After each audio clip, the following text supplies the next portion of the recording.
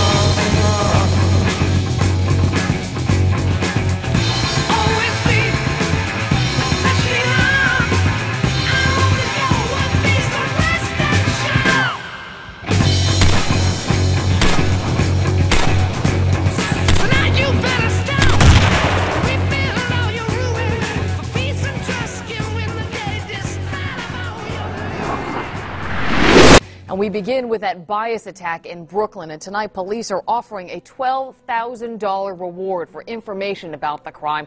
Police say the victim was beaten by 3 men after picking up food at a food pantry. The attack happened in the same area of Bushwick where another Hispanic immigrant was killed. Eyewitness News reporter Stacey Sager is at Beth Israel Hospital with the very latest on that man. Stacey. Well, Liz, his injuries are so severe he doesn't even know his own name. He doesn't recognize his own family. Today, his distraught wife was just pleading for help, and community leaders were pleading for justice. A tearful Ana Gallardo tells us she just hopes her husband, Mario Vera, can pull through. They really beat him up without cause, and I, as his wife, felt helpless when he came home. She says it was back on September 23rd that Vera left a food pantry here at his church in Lower Manhattan, carrying his groceries. He biked across the Williamsburg Bridge and into Bushwick, where police say he was allegedly struck in the head, then thrown off his bike as 3 black males yelled anti-Mexican slurs. 2 or 3 men told him, Mojado, go back, Mojado, go home, Mojado, leave America. After Vera stumbled home and collapsed, his wife took him here to Woodhull Hospital, where doctors sent him home with Tylenol. But his condition worsened, and days later, an MRI here at Beth Israel Hospital in Manhattan showed 3 blood clots and traumatic injury in his brain. My husband's condition is bad. They say he could come out of it quickly, or it could take years. He doesn't recognize his own daughter. He doesn't recognize his family. Advocates for his family say this bias attack occurred only a few blocks away from another one last December, in which an Ecuadorian man was killed. In that case, there were racial slurs as well, and community leaders fear it stems from anger that has gone unchecked. Anger over immigration status, even over some immigrants' hard work.